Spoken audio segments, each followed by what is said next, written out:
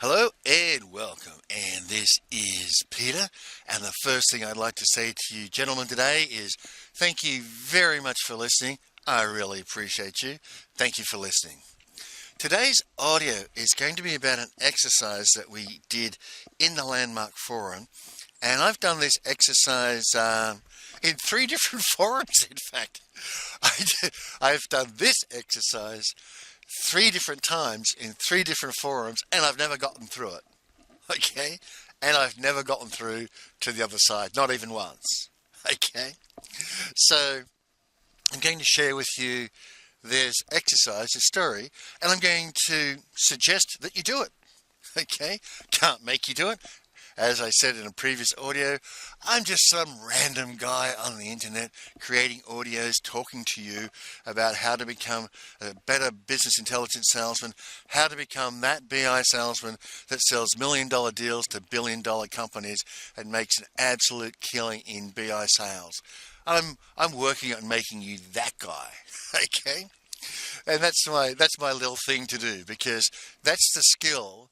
The skill of selling $1 million BI deals to billion-dollar companies is a skill that I can transfer to other men that will make them the most money.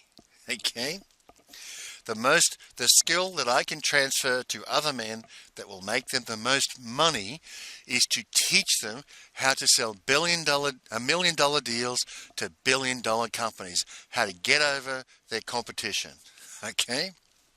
And if there's one thing that men are interested in out there in the real world, apart from pretty ladies, if there's one thing that men are interested in apart from pretty women, it is making lots of money, right? Men have a very high motivational factor for making lots of money. And the thing that I can teach that will teach other men to make the most money is how to sell $1 million BI deals to billion-dollar companies. Okay, that's what I'm here to do, and I'm giving it away for free. And if you ask me for some of my help or some of my time, of course, as a professional salesman, you'll know I expect to get paid for my personal time, right? So now let's get on with this exercise that I've never gotten through in 3 times at bat at the Landmark Forum, okay? So the exercise is called the fear exercise, and what you do, what the forum leader says is, what I want you to do is sitting there in your chair, like close your eyes, drift off, sort of sit at one, ignore the other noise in the room, and then just start to imagine a scenario. Some scenario in which you might possibly be placed, in which you might never be placed. But imagine a scenario that occurs as very scary to you, right? It's frightening to you. And what you want to do is you want to build on this in like a 10 or 15 minute experience, and you want to build on this and build on this scenario, right?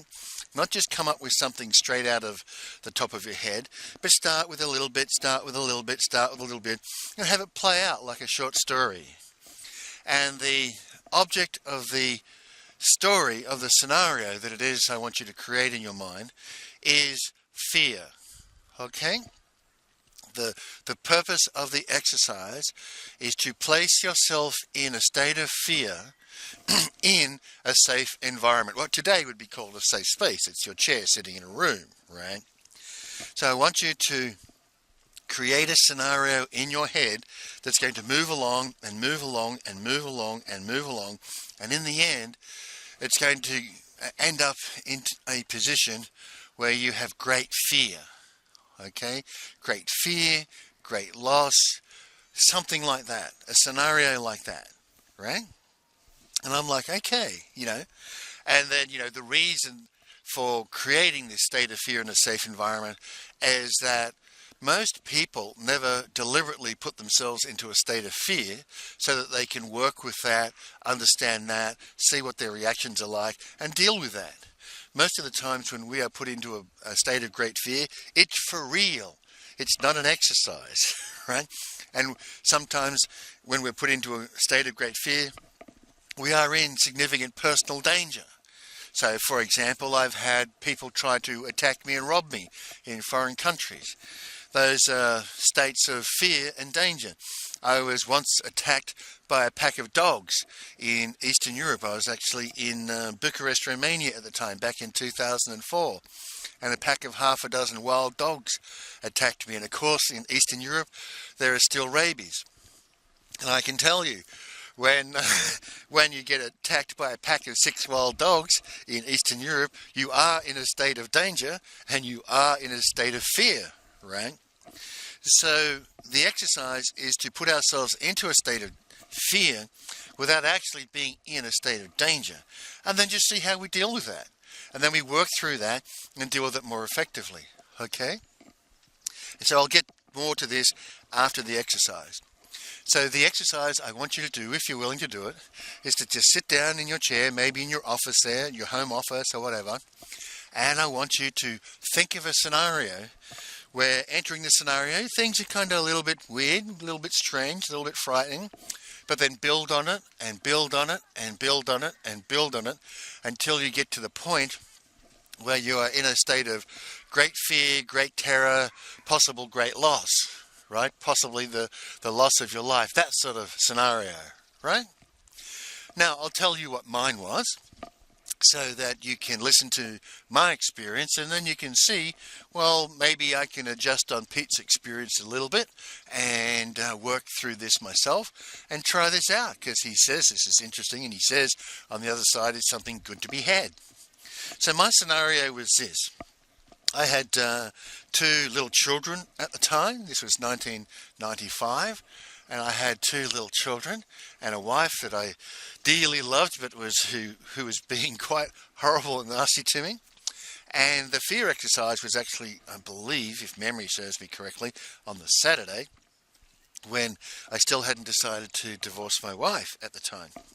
So I invented this scenario where vampires had arisen in the world, for real, not just in movies, and that my people were starting to be bitten by vampires, like that zombie movie that Brad Pitt was in, right?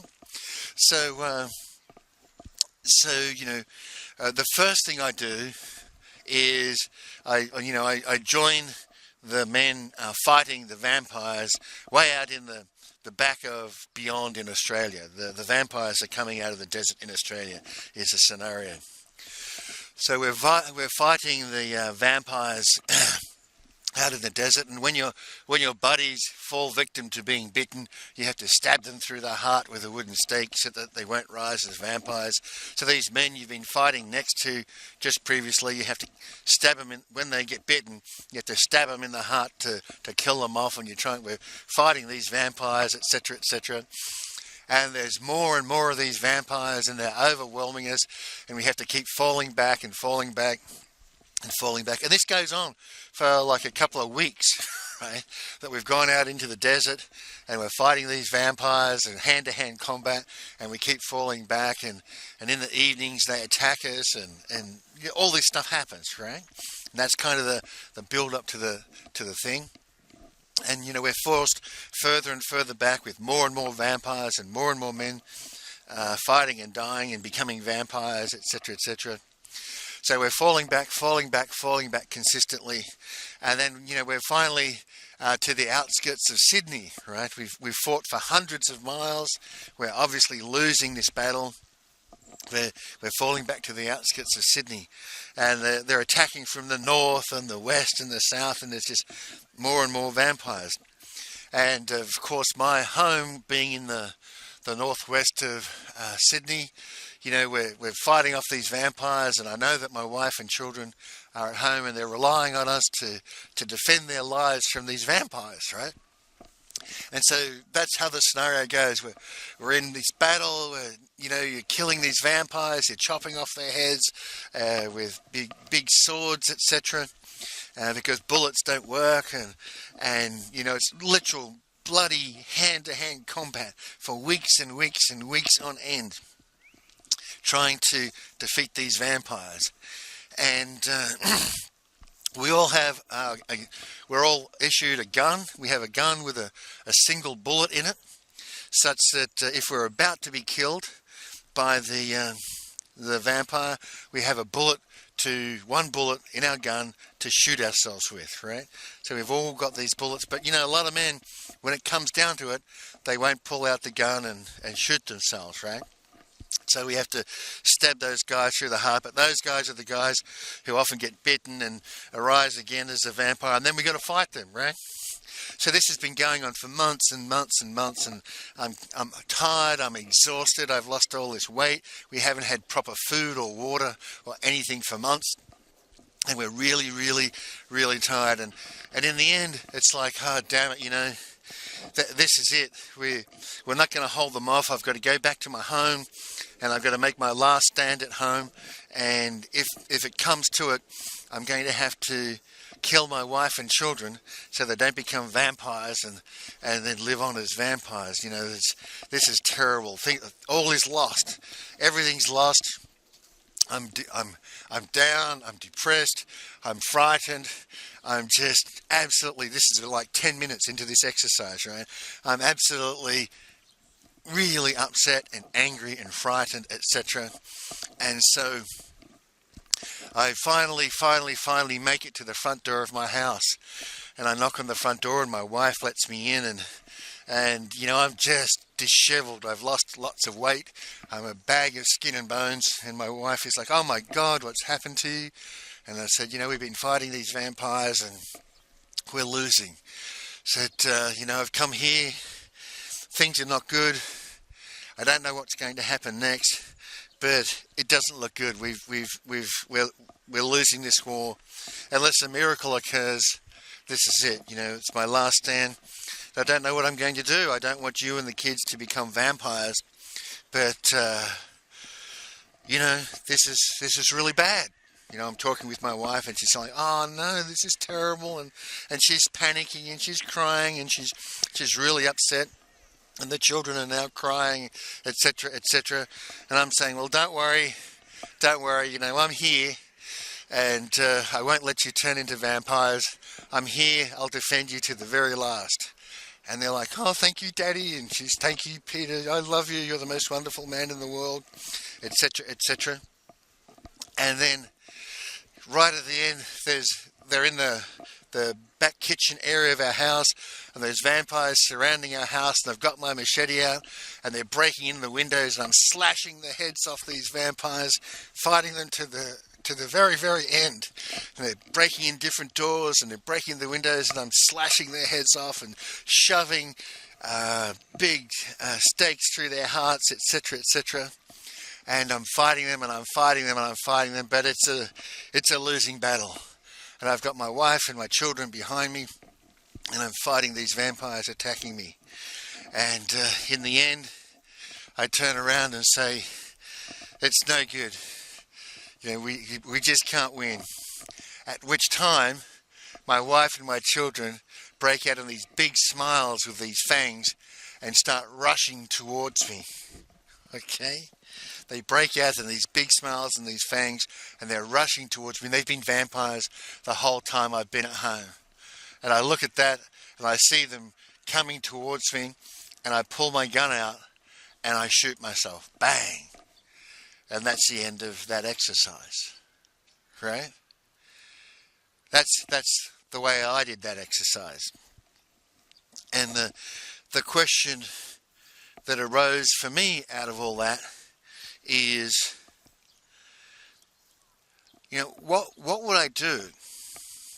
What would I do if everything I had was everything I had, everything I love, everything I'd worked for?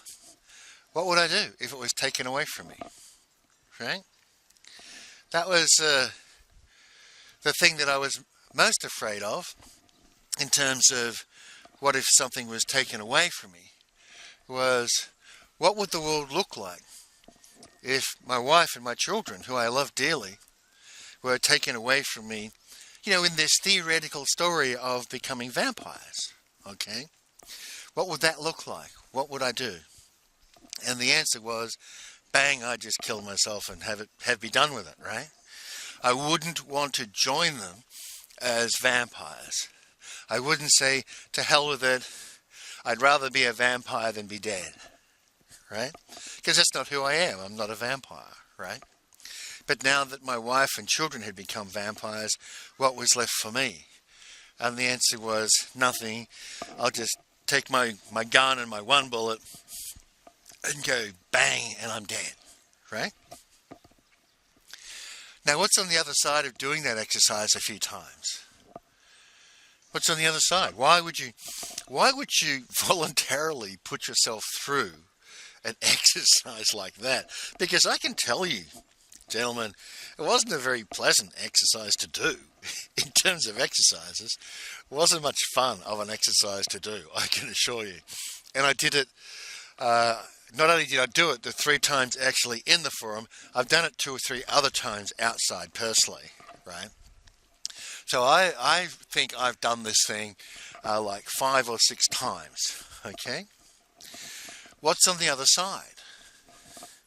Well, what for me was on the other side was dealing not only with fear of loss, okay, because for human beings, fear is the most dominant controlling emotion, right? Fear of something will control a person's emotion much more than the aspiration to gain something, okay? Fear will have you do things much more quickly than the possible acquisition of something, because fear is often driven from something that can kill you, right?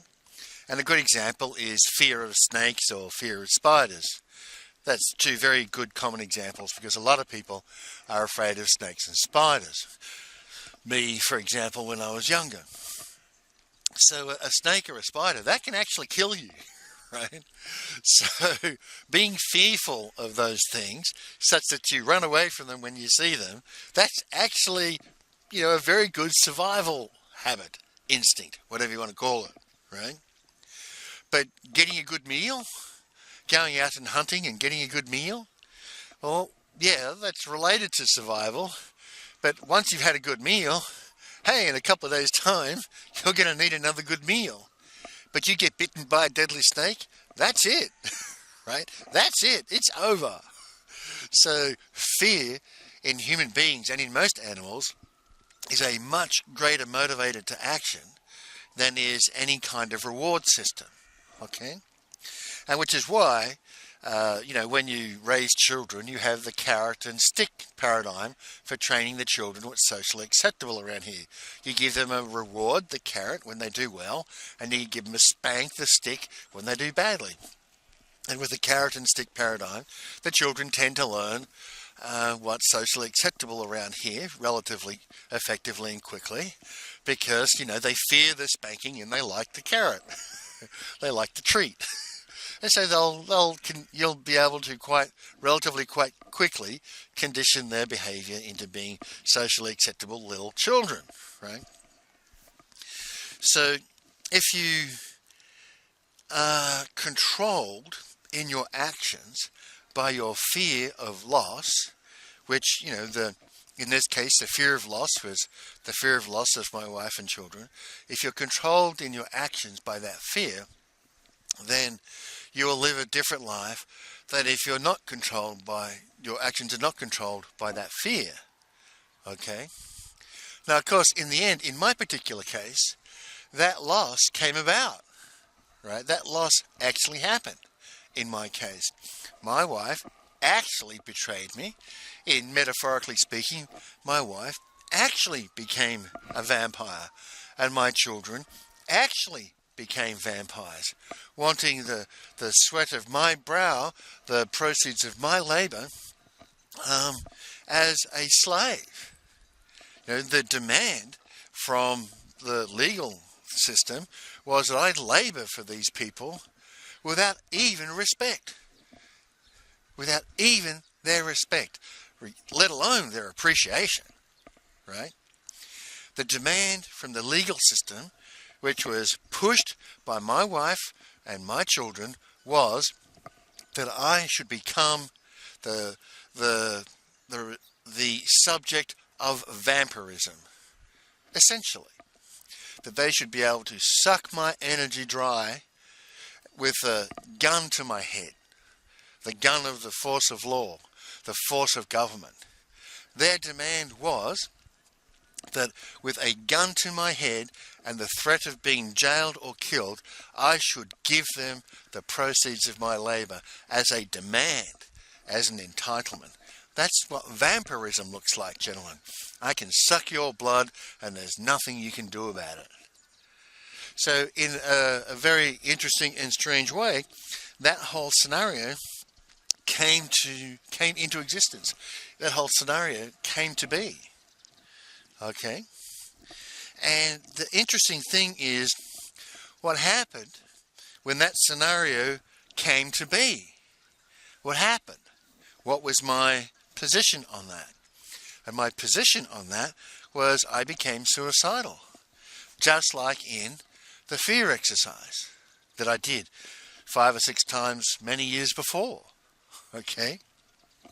Now one can argue that having done the fear exercise, that stood me in good stead for going through the actual happening of my wife and children virtually, in a manner of speaking, choosing to be vampires on me, choosing to demand the proceeds of my labour through a threat of force and incarceration rather than in thanks and appreciation.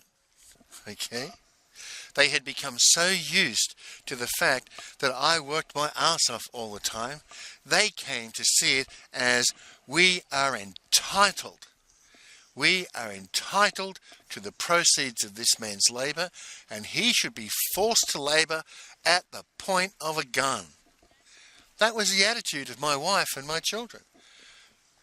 My husband, my father, should be forced to work at the point of a gun and the threat of incarceration, and no, we will not even show him respect for what he has done for us over the last X years. He doesn't even get respect from us because we can put a gun to his head and we can force him to work. We don't need to respect him. We don't need to appreciate him. We don't need to thank him. We can put a gun against his head and force him to work for us. We are vampires. And we are using the agency of the state to execute on our desire to be vampires of our own father.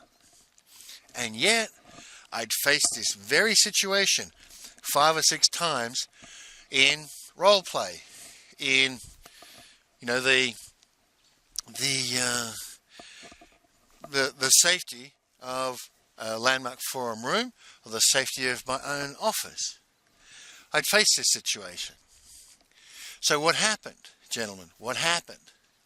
Well, after I came out of the process of being suicidal, after I'd gotten over the shock, literally, gentlemen, it was a shock. My wife hates me. She's always hated me, and she hates me so much, she's prepared to commit the crime of perjury about me, to put a gun to my head from the government and demand money from me that she knows she's not entitled to. She hates me so much, she's prepared to do that. And my children are standing by it. Really, what a very interesting situation. Okay? Really, what a very interesting situation to find out that the woman you love hates you, has always hated you, and hates you so much she's prepared to become a vampire through the agency of the government. Very interesting, isn't it, gentlemen? So what did I do? What did I do? Instead of killing myself, which I'd done in those role-play scenarios so many times, which I came very close to doing in real life, and which, unfortunately, gentlemen, I have to say, very many men, when they are presented the shock, the absolute shock to them, that their wife hates them, and has always hated them, and has never respected them, when men are faced with that shock, that even their own children view them with disgust, when men are faced with that, a lot of men, as you will well know, kill themselves. A lot of men. Now, I've saved many of those men's lives in the last 10 years, and I will continue to save many of those men's lives, right? That's kind of how that's going to go. But make no mistake, gentlemen, that when men find out that their wife hates them so much, she wants to be a vampire on his body through the agency of the state, the agency of the force of the state, a lot of men just say, okay, screw you, I'm just going to kill myself. Boom. And they do, in very large numbers. Okay? But I didn't. So what did I do? I came out the other side and said, okay, I'm going to disown this woman. I'm going to consider she was never my wife, because for certain she never cared at all about me. Not ever. And I'm going to disown these children. I'm going to take the position that these children not only are not my children, they were never my children. Not ever. Okay? They were never my children. I have no responsibilities towards these children, because not only are they not mine today, they never were my children. These children are the children of the state. These children are the children of the government. The government says they can tell me what to do with these children. Fine. Must be their children. Right? Because, gentlemen, with authority goes responsibility.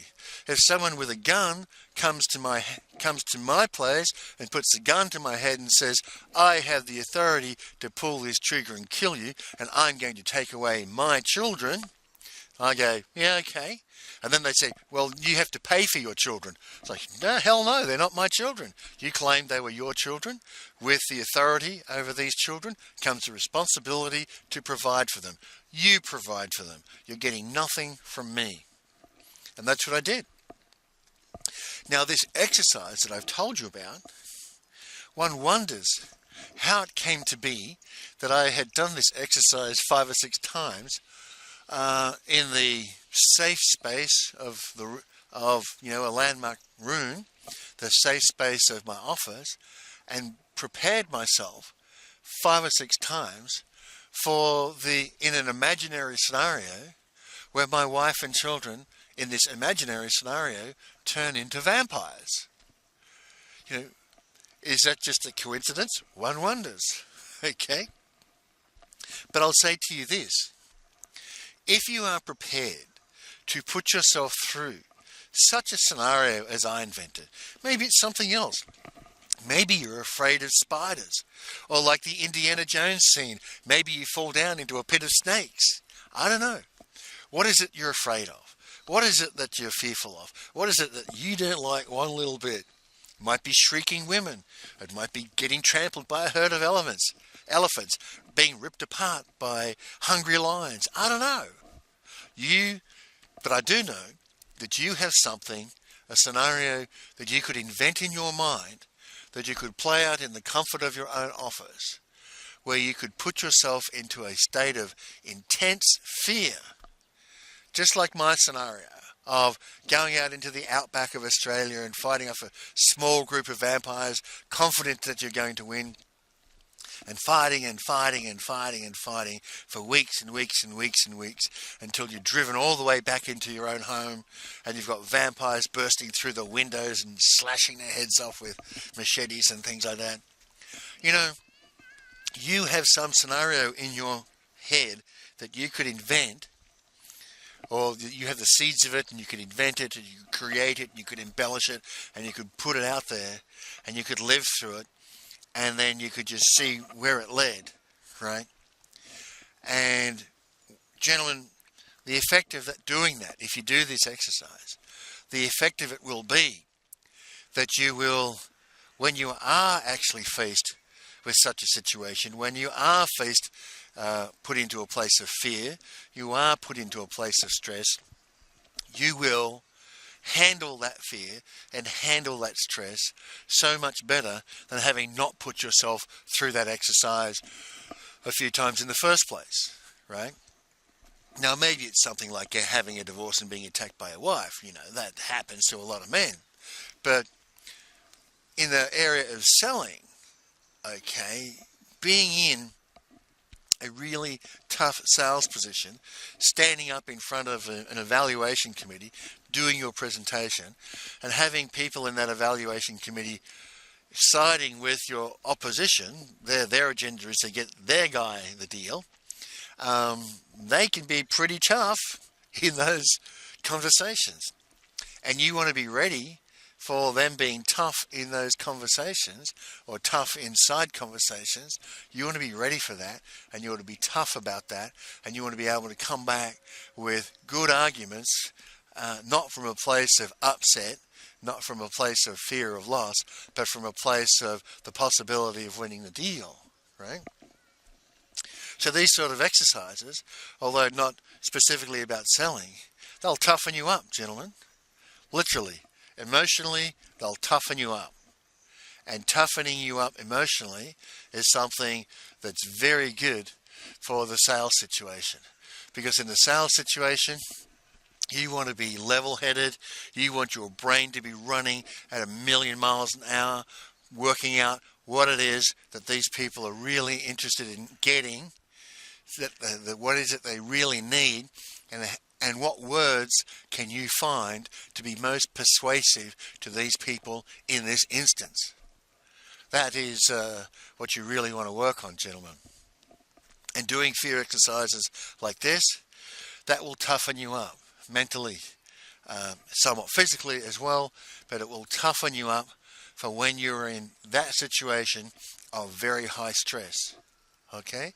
And interestingly enough, these sort of things will toughen you up to the days and the weeks and the hours and the endless grind of doing those RFPs, right?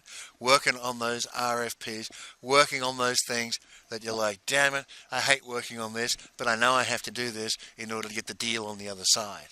Okay? These sort of things will toughen you up. Now, gentlemen, I hope you appreciated that little story.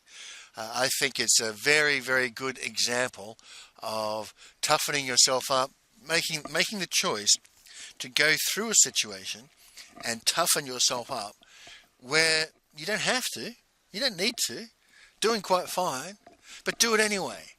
Toughen yourself up in the good times, because the bad times will come, gentlemen. The tough times will come.